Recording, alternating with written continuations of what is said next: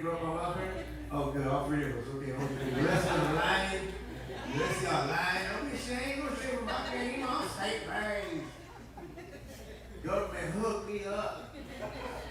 Gave us cheese that wouldn't melt. Who remembers that government cheese?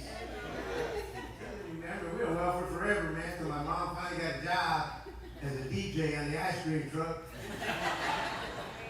That's right. Yeah, only thing I didn't like was that the government used to give us all kinds of free food, people. When I liked it, it was good.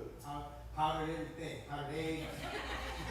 And it was powdered. Remember the powdered eggs? You just add water and boing them.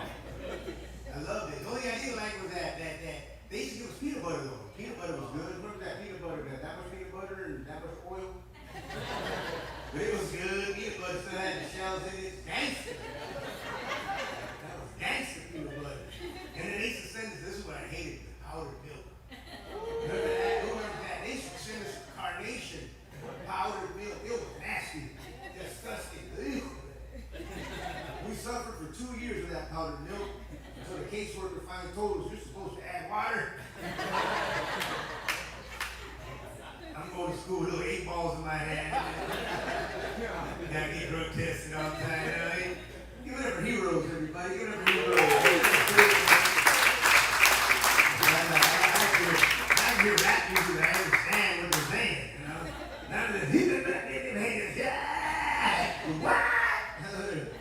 What did he say? What? What did that mean? That little John guy with the teeth, the gold teeth.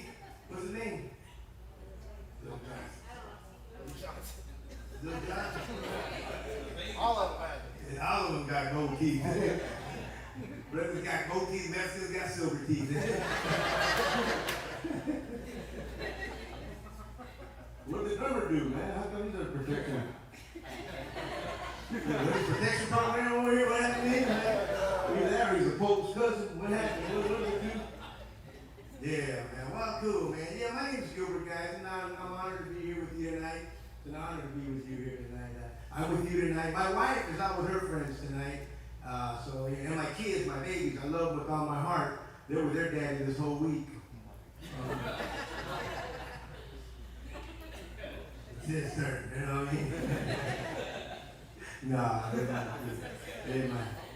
Yeah. Well, let me tell you a little bit about myself, guys. Let me introduce myself. My name is Gilbert. And yes, I know you probably don't know what I am, but I am Latino. I don't know whatever you want to call it. No, some people don't know what I am. They don't know they can't. They look like Saddam Hussein. Wait, look at that baby, don't they? Some people think I'm Filipino. Hey, Filipinos here? Filipinos, kumusta? Kumusta? You speak English? I like to practice my Filipino. I have to practice my Filipino because I look Filipino, and if I practice Filipino, I don't have to worry when the police pull me over. See, I'm afraid of police. LAPD whooped me a lot. They used to beat me all the time, but it was way back before video cameras. You know what I mean? I would have been a millionaire right now, you know what I mean? But all I had was my homeboy with an etch a sketch. I got this, dog, I got this. Then he ran and shook the evidence and erased it. So now you're going to have to just take my word for it, you know what I mean? I had been beat up by the Polo a lot. That's why now when they pull me over, I go Filipino. Yung opposite, what is the problem? Opposite? Sa Filipino, bro. Yung Filipino sa akin Tagalog, eh? I use it to my advantage. Opposite, what is the problem? Opposite? Yeah, you sound Filipino. Bro, I worked in the Philippines for 5 years. Right there, Kaiser. I learned all my Filipino. He said, that's cold, man. Yeah, I know, I'm sorry, bro. I got paid already, homie. I'm sorry. You get mad, I'm sorry, but I got paid, dog. Nah, man. I don't care what to me, I don't care what you are, man. I don't care if you're black, white, brown, whatever, man. Whatever you are, you better thank God for it. Don't apologize to nobody for the color of your skin, especially if you got God's Spirit in you. Because if you got the Spirit of God in you, you're beyond skin color. You're bigger than your flesh. You feel me? I don't care what color you are. Your spirit man is 10 times bigger than what you're, even more than that, than what your flesh is. So don't let the color of your skin limit you. Don't you let nobody offend you when it comes down to color skin. Let them make fun of all the messages they want. You know what I mean? That's all good. I'm a child of God. Man. And with him on my side, who could be against me? Ice?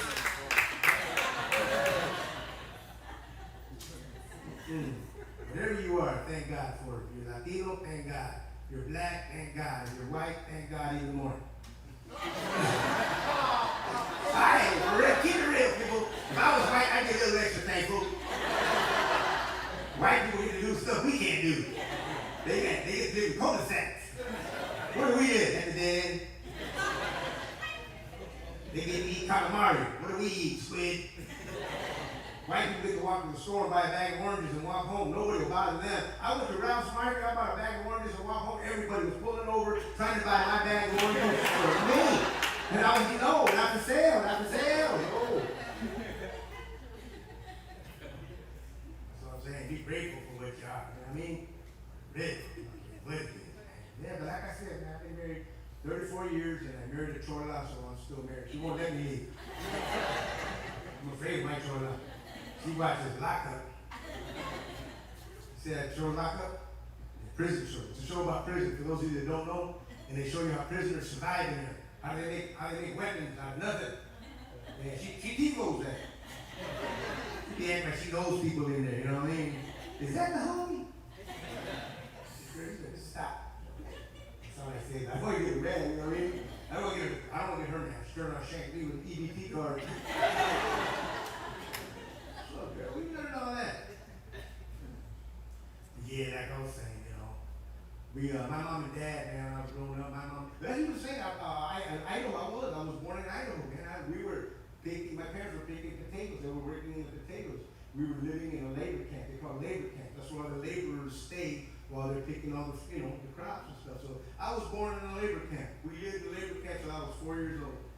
You know what I mean? So that's what I was doing. And my mom and dad had a lot of kids.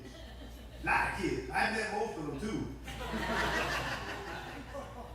But I got brothers and sisters I never met before. You know what I mean? Because Papa was a rolling stone.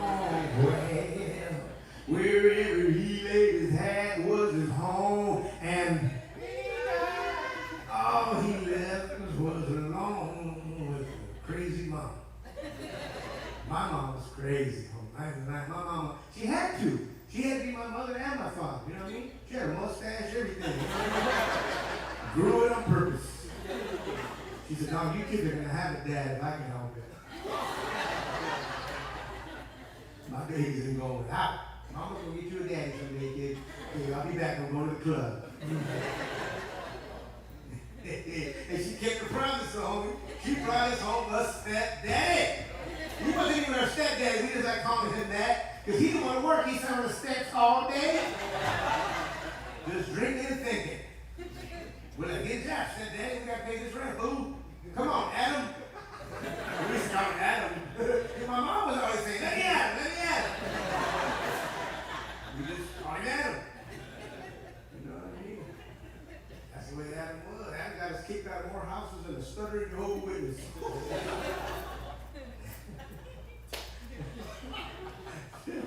For real, man. I'm telling you, man. Adam, you know, that's what we nicknamed him, Adam, because that's what we are. Rasa, we nickname each other. I don't know if you guys know about that. In our culture, nicknames are big in our culture. And we're not creative. We just call you by what's wrong with you. Am I lying? What? People, we call you by whatever. We don't know we're missing a finger. We call him a nine. That guys show up calling you about how many fingers you got left. We called our second grade teacher. She was a big girl. We called her by her dress size. La 22. 22. Watch out, man. La 22 is coming. We called her by her dress size. And it doesn't go away. We grow up in that, man. We got a homeboy right now. Poor dude, he's cool, but he got a crooked eye. It looks up just a little bit. And we call him Buscariones. That's Spanish for looking for airplanes. And he answers to it too. Like, hey, Buscariones. Like, what's up? I go, you tell me. That's just saying, that's how we are. If you're going to hang out with us, people, if you're going to hang out with people like us, you better not be politically correct. and you're gonna get offended.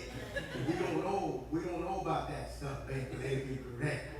We never went to school for that. We don't know. You know, I'm always getting in trouble. My mom gets me in trouble all the time. I'm not really. My tree trimmer is mad at me right now. Because I call him a tree trimmer. It's not politically correct anymore. He said, I'm a ranch manager.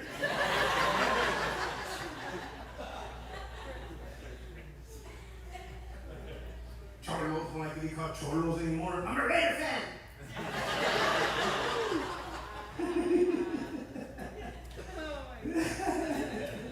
Just the way it is. Okay, y'all can't hang out with us. Like I was saying, though, man, back to my wife.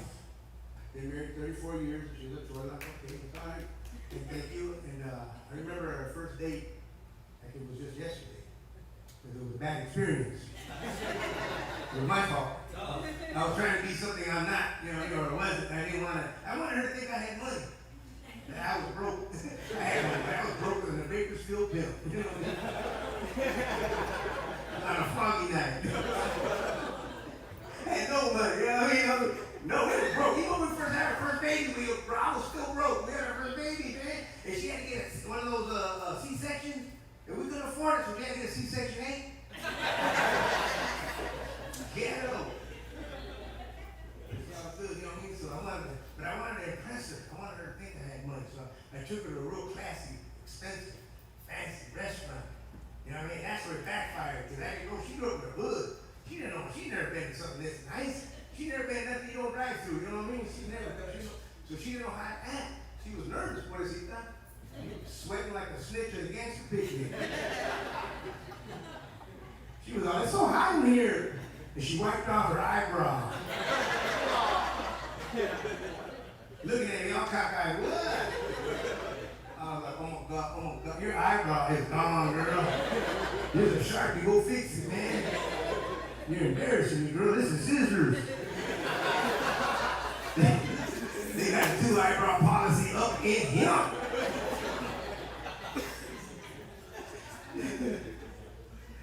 You know what I mean? And I did just have my second child, thank you very much. Yeah, thank you very much. I just hope my wife don't find out. She get mad and she cut me. No, it's all right. I got 2 daughters.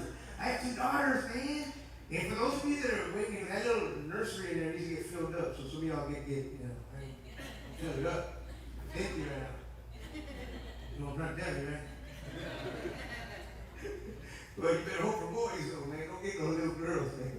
Telling you, because little girls are more expensive than little boys. They are, I'm telling you, I'm warning you right now. Little girls are more expensive than little boys. So we got daughters, back me up on this. The little girls, they want everything they see on TV advertised. And they'll bug you till they get it. Like, you see a doll advertised, they will bug you until they get that doll, man. With a little boy, you can say, no problem. No, get out of here, man. Boys don't play with dolls. With a little girl, no, man. And I can't keep up with Barbie. Barbie's got a doll every week, a new doll. They got a doll for everybody. They got for every nationality, everything. They got a divorce Barbie now. She goes complete with all the Ken stuff. They ain't no shame about it. What's that little tattoo one? That little crackhead one? What's that little crackhead Barbie they got? What's her name? Tweaking Tina? Her eyes don't even blink. And she talks. I didn't take it. They got a Mexican Barbie también, Yeah, what's her name? Susha, what's that? She goes complete with her papers and everything. Little bus pass. Hickeys all over her neck. Don't act like you got one too. They got like Barbie on. She comes complete with a little attitude. Excuse me, but you don't own this. My daddy didn't own me. You need to ask somebody. So, I'm sorry, I'm just keeping it real. My hairstyle off. Hold up. Look at that black people. My best friend is black. Well, half black. Half Jewish. He speaks Hebrew.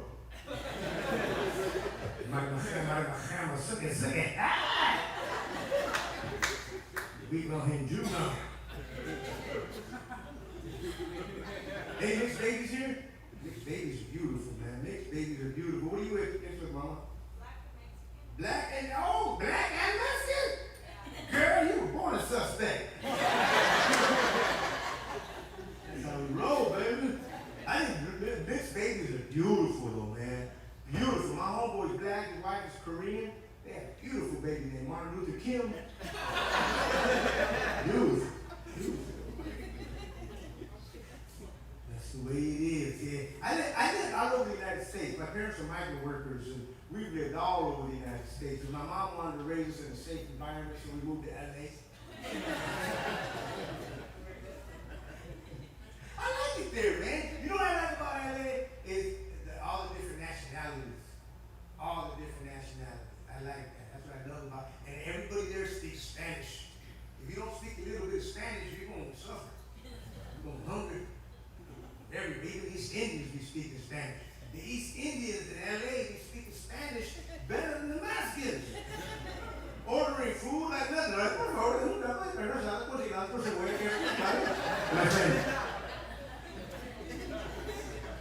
and they love rap music. They love rap music. First time I ever heard one rap, bro, it blew my mind. Hope I knew all the words. Just waking up in the morning, I go home, she ain't gonna no burger for the dog, no smart. They want to put the breakfast for no hog, I got my grub on. I need to pick up, finally got a call from my girl, I want to take up. Hook it up for later, and I hit the door, take him a minute, another 24. I got the book and I got me a drop top, and if I hit the switch, I can make a back drop. Shake them up, shake them up, shake them up, shake them, roll them in a circle, homie, they'll mark me, make them into 7, 7-11, 7-11, 7 in the back door, little Joe, my friend.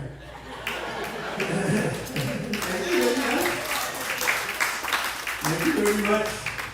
Go to my website. I have a website now, www.go now. Yeah. Good now. That's what I'm talking about. And I keep saying Mexicans. I don't say Mexicans because there's a difference between a Mexican and a Mexican. People don't realize that though. You know what I'm saying? People don't realize there's a difference between a Mexican and a Mexican. See, y'all confused. Let me explain it to you. Because you can be black and be Mexican. You can be white and be Mexican. It's what you do. For example, if you do all your banking in a liquor store, you're a Mexican. If your old lady is taller than you are, I love you, huh? Mexican! Mexicans, we're not afraid of tall women. We're fruit pickers, man. We're going to tree real quick. You know, we're the best fruits at the top anyway. If you got tapatio in your purse right now, Mexican! If you tell people that your baby is 6 years old, how old is your baby? 6 years old. Mexican! If you're in the 11th grade, but your kids already graduated, Mexican! If your telephone is in your baby's name, you black. That's a black thing, dog. We can't take credit for that one, no. We're sorry, dog. My mom used to put everything in my name when I was a little kid. I had that credit when I was a little kid, man. I had to file Chapter 7 when I was 7. That's just the way it is, man. Yeah, man. My mom brought us up on Superstition. My mom, how many of you guys' parents used to try to scare you straight? You remember all that stuff with the Llorona and the Cucuy and all that stuff?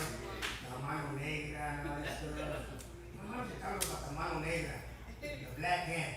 If you didn't go to sleep, the black hand, a black hairy hand, they would come and they would take you out to the woods and scratch you up. And we're like, oh, now you want me to go to sleep after that? I'm out to the window all night. We're not open, looking for a black hand that comes to take me away, really? And then I get in trouble the next day at school because I fell asleep in class. You know, I don't know. And then when we moved to LA, they tried to break into our house one time. When we were there, they tried to break in while we were there, man. And all I saw was a black hand coming in there trying to open it. And we got scared. Oh my God, the Mano Negra, where you go? My tia, me, we used to live with my tia. She was stabbing it, man. She was the only one trying to say she that we were asleep. Wait till this thing goes away. That's what my mom used to do. And she tried everything with us kids, man. We were some bad little kids. They used to call us the children of the corn tortillas. She would do anything. She would send us to church. Any church that she didn't care either. Any church that would pick us up, it was on like Uncle Kong. You know what I mean?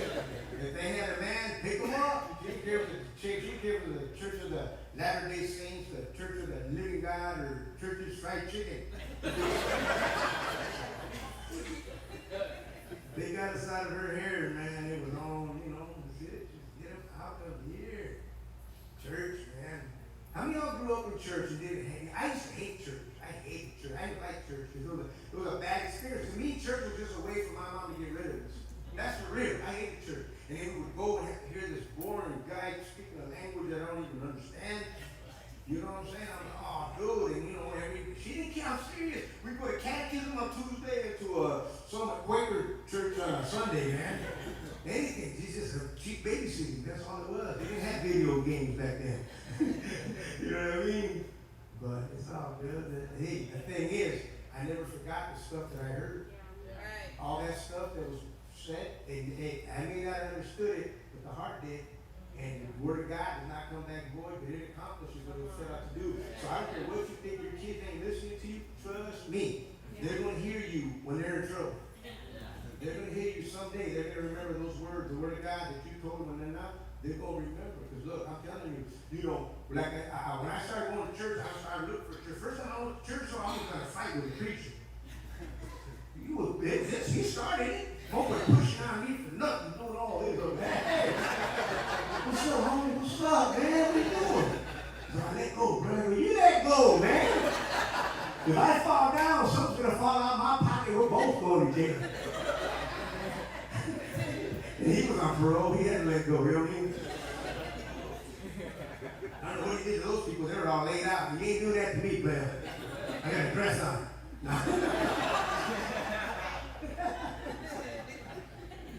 No, man. So the thing is, people, look, I'm going to tell you something. If you're looking for the perfect church, you're never going to find it. It's not about the church. It's not about the building. It's about you. It's about each other. This is your family right here. This is the family you're born into. This is the family you will never forget. I don't care where you go. You will never forget this family here. Remember when you were a baby, you were growing up, your family, you'll never forget that. This is your family here. Focus on you guys. Focus on each other. Take care of one another. Because you're going to have all you got. Don't be criticizing and judging one another, because none of you are better than anybody. I don't care how holy you think you are. You're no holier than the guy that just came in all high or whatever. You're no holier than him. No, but the same cross is yours is his too. Y'all keep that in mind. Always keep that in mind. Don't be looking for the perfect church. You'll never find the perfect church. You are the church. You know what I'm saying? And he who is in you is perfect. So that's how you got to remember, man. And I'm telling you, there's a lot of scandalous churches out there, man. There's some churches out there that are good, but a lot of them that are scandalous. And I've been to them. Yeah, I've been to some scandalous churches, bro. It was my fault. It was my fault because I didn't pay attention to the signs. God gives you signs for everything, people. You got to pay attention, especially you single guys. You single fellas, I'm talking to you, man, a former single fella. Pay attention to the signs, not the fine. When you meet a girl, I don't care how fine she is, you pay attention to the signs, man. You know what I mean? Just think about it. Just if you pick her up on a first date and you're driving by a strip club and she ducks. I'm just saying, pay attention, player. Take her to church. You can find out a lot about a girl at church. You know what I mean? For real, take her, take her to church. Pastor says, hey, all right, I want everybody to turn to Matthew. And she gets out her phone book. Which one? I'm just saying, pay attention, man. You know what I mean? God gives you signs for everything. Even if you're at the right church, he'll give you signs if you're at the wrong church. I'll share some with you that I don't know. If you go to a church and the pastor says, turn to Genesis, and he's the last one to find it. Like, he was here yesterday. Okay, forget that. Go to Psalm. Let's go to Psalm. Right next to the book of Job. Listen to the sign, you gotta pay attention to. People pay attention to the sign. And, but I thank God, like I said, man, all that church going when I was a kid, and then, because I went out the deep end, I went astray, but I always had somewhere to come home to. That truth never left me. So they say, you raise a child the way they should go, they'll never depart from it. Or they might get in a little trouble, but they're not going to depart from that truth. You told them. You know what I mean? That's what happened to me, and I'm back, man. I'm glad because, when we moved to LA, I'm sure some of your stories are similar to mine. We got into the street thing, probably gangs and drugs and all that stuff. I think we all got a similar story, you know what I mean? I became a little Sherm head. I was a Sherm head, you know what I mean? Do you remember that Sherm? You guys remember Sherm PCP? That's what I was, Sherm. Yeah, they used to call it, Sherm head. That stuff gets you in trouble, Sherm. Oh my God. I remember I felt so high in Sherm one night, I went to jail for arguing with the stop sign. Don't tell me what to do. I'll stop when I don't want to stop. See, these are my dogs, and they don't have names, so if I let them go, I can't call them back. Laugh while you are. I don't get jail. That was crazy. They thought I was nuts. They thought I was crazy. I had to go get my head checked. That was the scary part. That was scary. I go back out. He did too with his office. I ain't going in there. He said, how come? I said, look what it says on the door. Psycho the rapist. He said, that's psychotherapist. I said, right. Well, they covered me, then I'm going in.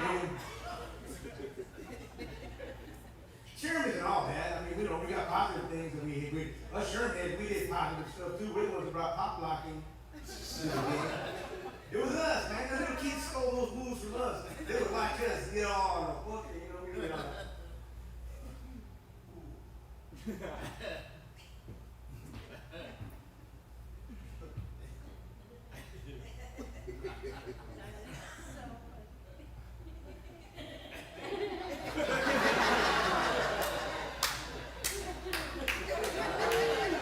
The cops, what are they?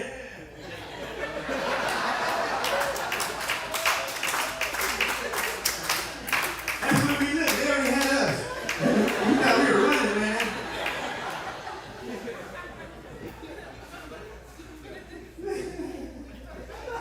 Little kid, man. That's a trip, though, man.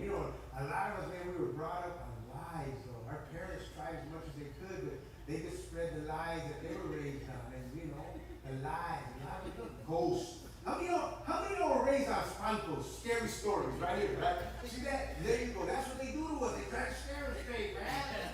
Ghosts, all these ghost stories, man. The first time I went to a funeral, I saw, you remember my ghost story? Can I share my ghost story with you? All right. So I went to my first funeral, I'm a youngster. I see my primo, he's right there in the suit. And I'm like, oh my God, I forgot he's my primo. I just see a dead guy right there. I'm a youngster. And man, I remember that night, I went home, and I was sitting there, I laid, right? Me and my brother, all four of us used to lay in the same bed. And we were poor, we had a twin bed, it was a twin bed. We were all four of us right there, No, we were all in the same bed, right? And it was in the middle of the night, it was hot, and I had to use the bathroom. So I got up, there was a man standing at the foot of the bed with a suit on, people. And I got scared, I went back, I was like screaming. But I was so afraid, I was so scared. I don't know if you guys know this, but fear will cripple you. Fear will shut your voice. Literally, I couldn't even yell. And I was trying to hit my brother next to me. I was trying to hit him next to me. And I couldn't even hit him hard enough to wake him up because I was crippled with fear. That's what fear does. Fear will cripple you physically. It'll cripple your voice. It'll cripple you. Fear ain't no joke. And I sat there under this blanket suffering. Fear will make you suffer needlessly. I was sitting there suffering. I'm sweating for a long time. It seemed like a long time. I couldn't take it anymore. Now I'm getting mad. I said, you know what? I'm going to scare him. I'm going to scare the ghost. See how he likes. This is this little kid mentality, right? So I did. I worked up the nerve. And I finally had to go, roar! Man, it was an iron board with the jacket hanging over it, man.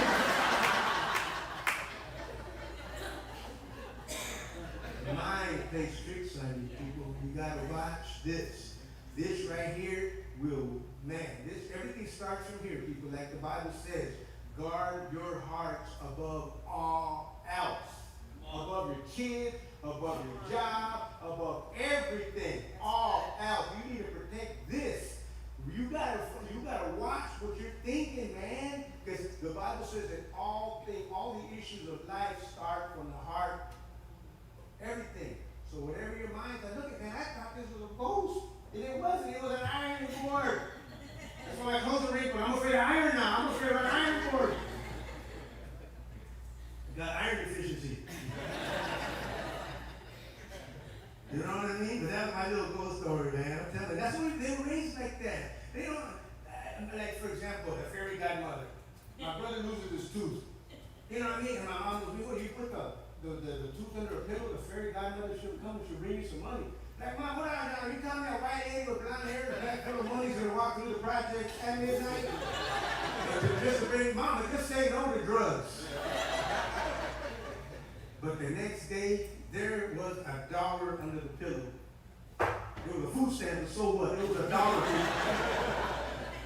Man, we chased my brother for an hour trying to get the rest of his teeth out. You know what I mean? But check it out. This is our little kid's thing. We had a dog named Lucy. So we were ghetto kids, man. We would get dogs that somebody else didn't want anymore. They would get problem dogs. You know, every dog was mixed with something. It was mixed with this and Labrador and Shepherd. Never one kind of dog. It was always mixed with 300 dogs. But we didn't care. We kept them for a week and they realized they had no food and they would leave on their own. You know what I mean? So my mom would come on with the ugliest dogs, people. She wanted her babies to have a dog like all the other kids. Yeah, you know, then one day she brought us on the nastiest, ugliest dog we ever seen. Her name was Lucy. We're like, Mom, what kind of dog is that? This is my mom's words, people. She said it's half Saint Bernard and half Chihuahua. And it looked like it. It looked like it had 3 little feet and 1 long one. They looked up and chased my bird, you know. When Lucy died, I know, we buried her. We even had a real cool funeral, like a real funeral for her. Yeah. We buried her in the backyard. So about a year and a half later, when my brother's tooth and all the situation, and we got that $1, oh, ding. I know there's a bunch of teeth right now that are not needed any longer. Yeah, you know it. You getting ahead of me. We undug Lucy, y'all. We undug Lucy. Yeah, got a gang of teeth. We are all slick now. We're gonna be rich. We're buying houses and everything, boats and everything. Put them under the pillow. The next day, we lifted up the pillow, nothing but teeth. We went, Mom, what happened? We don't look at it. All these, the fairy godmother, they gone. She goes, where did you get those? Now we could kill somebody too. Like from Lucy. My mom went off, she started speaking that cuss out language she used to speak to us. Called us every name in the book. Hitting us with the cord to the iron. My mom was these with the cord to the iron, man. It wouldn't have been so bad, but the iron was still on it. You know what I mean? That's how it was. But that was our little Lucy, man. And, you know, I remember, man. You know, it's like you talk about movies. You know, I've been in a couple movies. You know what I mean? Y'all see that movie, The Titanic? Y'all didn't see that movie, The Titanic? You don't recognize me? Oh, you know what? I was an extra. Oh, in the background, you know. You don't recognize me? How about now? I'm one of the dead people floating. That wasn't in that movie. There were no Mexicans in that movie. There wasn't even no Mexicans in the real ship. If there was one Mexican on the Titanic, it would have never sank, people. But if a Mexican would have seen an iceberg, it would have been snow cones for everybody. Before we hit it. Now, I'm going to tell you a little story, true story. I wanted to do a show at church for these people that were home. I'm going to give you numbers for a reason, all right? And because I don't like to talk numbers, but this has to be talked about. Well, these people were feeding volunteers who help the homeless. And they wanted to do a comedy show for them. So they asked me, and I go, okay, well, I could do it for half of what I normally charge, because I got a show right after that I'm gonna get paid regular, so I could do it. So, $500. Did it for $500. Well, I went and I did it. They paid me, wrote me a check. The next morning, I get up and I heard a voice tell me, rip up that check from last night. And then I said, This was a conversation. It was a thought. I said, I heard it again. I said, rip up that check. I'm going to take care of it. That's when I knew who it was, because I heard that voice before. I said, all right. Now I heard another voice. It said, you need that money. And I'm like, I know, huh? I'm having this conversation. I don't know who these people are, but I'm having this conversation. We get a little meeting going on here. No, this is the truth, people. I'm hearing it. I know, huh? Oh, man, I know. I wake up wisdom. My wife, Wheezy. I wake up Wheezy. She'll talk me out of it. Because my wife talks sense. Your wife will talk sense into you, fellas. I'm going to tell you, married gentlemen, I'm going to tell you right now. When you want to do something and your wife doesn't agree with you, don't even do it. Even if you're right, don't do it. Don't. You just don't do it. I'm going to tell you. Because I really, truly believe that the woman is your helper. And I truly believe she's there for a reason. And if you don't listen to her reason or her reasoning, I can almost guarantee you, you're going to fail. But if you do, I believe God will honor that just because of your obedience. You know what I mean? Get the blessing from your wife. I get mad when I want to do something, and my wife says, "Ooh, I get mad," and we start fighting. We start fighting because I know, I was like, oh my God, I know, right? But now I can't do it because you don't gotta do it. I don't got your blessing. You know what I mean? And then I don't, and you know what? I'm glad I did it because usually she was right. You know what I mean? So I forgot what I was even talking about. How did I get into that? What was I saying? People, I was gonna wake her up. But it was still too early. I didn't want to get shanked with that EDT guard. It was like 12:30 in the afternoon. She was still asleep. You know what I mean? I don't want to get her mad.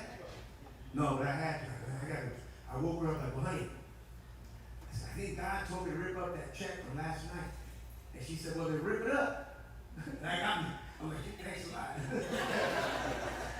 But, I was like, all right. I go, he'll take care of it. She goes, I know he will. That's what she said, right? So now I'm cool. I got peace with it. I ripped it up. And I went to call the church and tell them, hey, man, I want to rip that. And it's like the voice said, don't tell nobody, just do it. All right. So I just didn't say nothing, hung up. So a few days later, I get a phone call. I said, hey, we got your name recommended by some comedian. We're going to be doing a movie and we'd like to see you. And it's like, all right. So I drove all the way from Long Beach to Burbank, which is like 45 minutes. And there's a room full of people that look like me. There's a lot of people, everybody was there, and their mama was there with them, you know what I mean? And then here we go, it was my turn. I gotta wait all this time. I gotta go in there. All right, go in there. Here's the audition. This is the audition. They go, okay, thank you. I'm like, thank you. That's it? That's it. I go, I could have done this in my house. I could have just opened the door, the video, and sent it to you, and that's it. I drove all the way to Burbank. I got mad. I go home, and I get a phone call. Say, hey, they want to see you again. I got a callback. It's called a callback. They take the ones that they like, and they invite them back so that the director and the producers can decide who they want. The director, So I told them no, and I didn't go back. So then a couple days later, they called me and said, hey, Gilbert, they really would like the director to see you. They really like you. They want the director to see you. They got narrowed down to one other guy, but they really want the director to see you. So I said, all right. So I went to Sony Studios, and I went to an office about this big. It was a lady director, and I was trying to mess with her. Because I was clown, you know what I mean? I was trying to mess with her. She wasn't laughing. I was like, well, forget you then. We just sat down, and we're talking, and I forgot about the audition. So anyways, I get home, and Gilbert, you got it. You got the part. I'm like, okay, cool. All right, They go, we're going to pay you $4,000 to hold you for the week. I said, I was acting all nonchalant, like nothing happens every day. I'm like, all right, no problem, cool, yeah, all right, you know. So I hung up and I go, honey, I go, God just turned that $500 into $4,000, man. But we expected it, guys. That's God.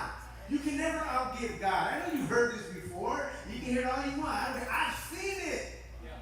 You cannot outgive God, people. You may not get it back financially, but your kids might get it back by being favored in school, or you might get it back by being favored, highly favored at work, whatever. Somebody, you're going to get blessed some way. Because when you give unto the poor, you're lending to the Lord, and He repays you. And He pays better interest than any bank. You know what I mean? So anyways, I said, oh my gosh. She goes, I knew God. We both were in agreement. We're like, yeah, I know. Yeah, He did. He blessed us. You know what? That's God, baby, you know. And so the first thing that I had to go do was did a quick little scene, little background scene. But the next scene, the big scene, was going to be in Pasadena, outside. And I get a phone call that night. And they said, Gilbert, your scene tomorrow that you're doing, one of the scenes is with Kate Winslet. Remember for the Titanic, the main actress? It was with her. And this movie was Kate Winslet, Jude Law, Jack Black, and Cameron Diaz. They were all in this movie, right? And so they go, Kate Winslet is in England with the flu. We can't do anything until she gets better. And she gets back there. I go, all right, well, just let me know, you know what I mean? I'm here. I'm not like, people, they took her 2 weeks to get well. So they had to pay me $4,000, $4,000, and $4,000. $500 for this, $4,000. So then here they go, all right, she's back. They come, she's back. All right, good. You know, she's, all right, Gilbert. So we're going to do the scene. We're ready. We're ready to go. Well, okay. So, and it was raining. And I get a call that night. Gilbert, guess what? It's raining. We can't do the scene tomorrow. It's out. It's an exterior outside shot. We can't. We got to wait for the rain to stop. I go, all right, well, just let me know when you need me. All right. So I hung up. Lord, let it rain for 40 days and 40 nights. That's another $4,000, people. So that whole week it rained. So now they waited to the following week. That's another $4,000, people. God turned $500 into $20,000. That's not all. The money is not at the box office. The money is in the DVD. When the DVD came out, people, it made over $100,000 DVD. I made over $100,000 on the DVD alone. And during the pandemic this last year, when everything was being canceled, I was getting residual checks from that movie still that I did over 12 years ago, 10 years ago. The movie is called The Holiday. That movie, I'm the gardener. Remember the gardener when they were fighting? I'm like,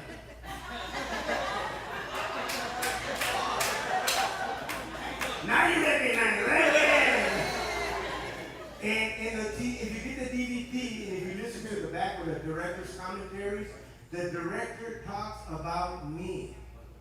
She said we had to look for over 100 Latino comedians to see if we could get somebody that could get a laugh without saying a word, and we found Gilbert.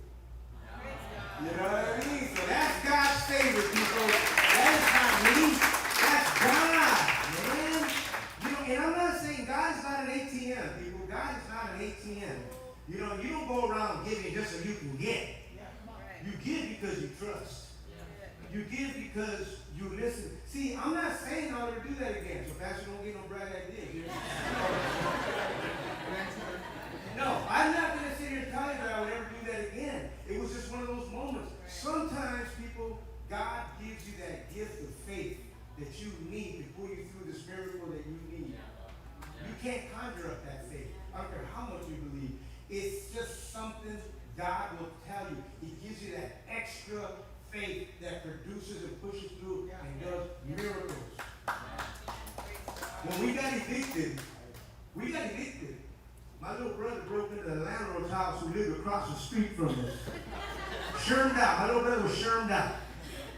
And guess what? He had everything out, put it all on the front porch, and guess what he came to? So he decided, oh my God, this is landlord stuff. So he left it there. Too late, the neighbors saw who he was, walked right across the street into the house, so they told the landlord. The landlord told him, we gotta go. So we did every little trick there is to stay out. Some of you know. They got these little tricks you can do that extends your stay. You know what I mean? And we did it, bro. Because we didn't have no money. We had a big old family. Even the houses that we could get were too expensive. We couldn't afford that. We were paying $500 a month for a 3-bedroom house, people. And there was 300 of us living in that place. You know, everybody worked, everybody pitched in to pay bills. But you know how it is. So guys, that's how we had to do it. And here we are, we're getting evicted over my little brother's stupidity. I know it's not a word, but it was. That's what you call stupidity. When you put your family homeless because of your drug use. That's bad. And that's what we had. You know? And so, here we were, looking, everything. We had people helping us. Nothing. Couldn't find nothing. Here we got a few weeks to go. This is it. We exhausted all our resources, exhausted everything that we could. We were about to be homeless. And now my mom was, Mijo, what are we going to do, Mijo? I said, Mom, I don't know why I even said that. Don't worry, Mom. God's got us. God's going to take care of us, Mom. And I wasn't worried. I just knew God was going to take care of us for some reason. Well, next thing you know, a couple of days later, I used to watch a show called Scrabble. Who remembers that TV show, Scrabble, with Chuck Woolery? It's a word game. I used to watch it all the time. I was good at it. I thought, I'm going to go audition for that show. I went and I auditioned. There was a room full of people. There was about 300 people. Everybody's getting up, introducing themselves. And that's all. You just get up and introduce yourself. And that's how they pick the people. They can tell by your personality, what kind of personality they want. Well, I wasn't even doing comedy yet. I wasn't a comedian. I got up and I made everybody laugh. By just what I said. Everybody laughed. And because of that, I got on the show. I was champion for 3 days, people. I ended up winning $5,300 or $50-something $100. Now, when you go on a game show and you win, whatever you win, they'll send it to you 3 months later. They give you a voucher. 3 months later, you'll get your money. So here I am. I got my voucher for $5,500, you know. And anyway, that night, I remember these people came over, and they were trying to help us find a house. There was a black lady, a black man, and a white man. And he said, why am I saying that? Because I want to just, that's something you never hear. Positive, when you got black and white people helping Mexicans. You never hear that in the news. You always hear the negative stuff. But here you got a black woman, black man, and a white man trying to help you, Latino family, find a place to live. Come on. And they said, hey guys, how much money do you got saved up? You know, I go, we got nothing saved up, man. All our money goes to our bills. They go, you don't have nothing? Because there's a 3-bedroom house for sale right up the street. I go, man, how are we going to buy a house? We can't even rent a house. And he's like, you got no money, nothing. I go, not right now. In 3 months, I'll have some money. They go, what do you mean? And I showed them the voucher. I go, I just won this money. So they got it, they read it, they go, you know what, we're going to show this to the homeowners and see if they'll accept it. They accepted it. We were in that house within the next week, people, just like that. That's my God. That's your God. That's our God. You know what I mean? It's just that time, people, with nothing else. You got nothing. The doctors can't help you no more. Your job can't help you no more. The rehabs can't help your kids no more, or you. The prison system can't help you, or your kids. There's times that you got nothing else left but God. You know what I mean? And that's where I am. That's where I'm at. And that's where I just got to let you guys know, man. People, look, Pastor and I, we're talking about the times that we're in. We are in some crazy, crazy times. Okay? Some of you came here to hear comedy, and I'm glad, I hope you laughed. But even if you did, I've had people that told me, I didn't laugh once, I didn't hear a joke, but what you said at the end, I loved it. Come on. I go, well, that's more important. I'd rather hear you the truth than to hear you laugh. That's what I'm just trying to tell you guys. Right now, guys, we're in a time where your faith is going to be tested. Either the boys are going to be separated from the girls, the truth from the fake. This is where you're going to find out about yourself, who you really are, what you truly believe. Your true motives are going to be exposed during these times. Sometimes we come to God because we need help. And when he helps us, thank you, and we're gone. That's me. That's me right there. How many of y'all can be that? I gave to God to help me. When he helped me with what I needed, I got it, and I was gone. Back to the old me. Now I'm back in another problem. Lord, help me. He helped me again. Okay, I'm gone. A lot of us do that. A lot of us do that. We come to God when we need him. But you know what? As time goes by, you realize, I need God for everything. I need God most of all to walk this walk. See, a lot of us were spending our time trying to please God. Stop trying to please God. If you're going to please God, do it because you want to. Don't do it because you have to. You can't please a God that's already pleased. God was pleased 2,000 years ago with his son. He said, this is my son in whom I'm well pleased. And he hung him on the cross for you. So if you're going to please God, you please him out of gratitude, not out because you want to be saved or you're trying to get in his good graces. You're already in his good graces because of your faith in his son. He said, did God give you the Holy Spirit because you follow the law? He said, no. He gave it to you because of your faith in his son. Does God do miracles for you because you keep all the laws and follow all the rules and you're goody two-shoes? He said, no. He does it, miracles in your life because of your faith in his son. In his son, Jesus Christ. Remember, it's not about you. It's all for you. It's not about you. Stop trying to walk this walk. You can't do it. It's impossible. You can't walk into heaven. It's easier for a camel to get through the eye of a needle than for a rich man to get to heaven. And if you live in America, you are a rich man. You don't believe me? Ask the Bush people in Africa. They look at you like a rich person. We're rich. If you got air conditioning, if you got indoor plumbing, if you got heat, if you got food on your table, if you got government checks coming in, you are a rich man. It's impossible for a rich man to get into heaven. It's impossible for man to get into heaven. But with God, all things are possible. So get your eyes off of you and keep them on Jesus. He's the reason you're going to heaven. He is. Not you. You're a sinner. I'm a sinner. We're human. We're not just human. If you got the Spirit of God in you, you're supernatural human. You're not just a regular human. You're a supernatural human. You see what I'm saying? You got to think of yourself as that. You're not just normal flesh. You are flesh that's reborn. You're above the regular man, the flesh man. But if you don't see yourself like that, you're going to keep acting like that flesh man. You know what I mean? So you already, guys, is keep your eyes on Jesus. Everything that's going around us, there's a big storm going around us right now. All over the world. There is a storm, the raging sea. It's a raging sea right now. You know what Peter did when there was a raging sea? He got out of the boat. He told Jesus, if that's you, Jesus, have me come to you. And Jesus said, come.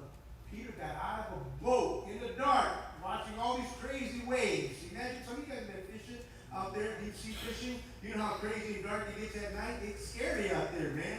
Imagine with a storm going on. Well, it took faith for that fool to get out that boat. It took faith for you guys to get away from your friends, your old family, your old friends, your old ways. It took faith to get away from that stuff, man. You know what? But Peter started walking on the water. He had his eyes on Jesus, and he started walking on the water. Y'all know the story. When he started looking at the facts, at the reality, and he realized, whoa, he started sinking. He took his eyes off of Jesus. But you know what? Jesus reached down and lifted him up. Picked him up. See, a lot of us guys, there's three kinds of people in this world. People that walk in reality, they're realists. You got to show me. I'm a realist. Then you got people that have lost touch with reality. Those are your, some of us. We've lost, no, for real. A lot of us have lost touch with reality. How many of you got family members and friends like, oh my gosh, what's wrong with this person? You're not all there. Right? We all know somebody. Sometimes it's us. You got people who have lost touch with reality, with truth.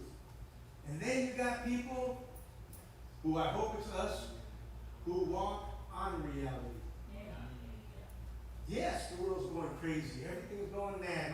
My marriage, my kids, my job, everything, the world, COVID, this, that, the news, wars here, wars there, catastrophes, no uncertainties, Yes, those are fact, those are real. But you know what? You keep your eyes on Jesus and you'll walk above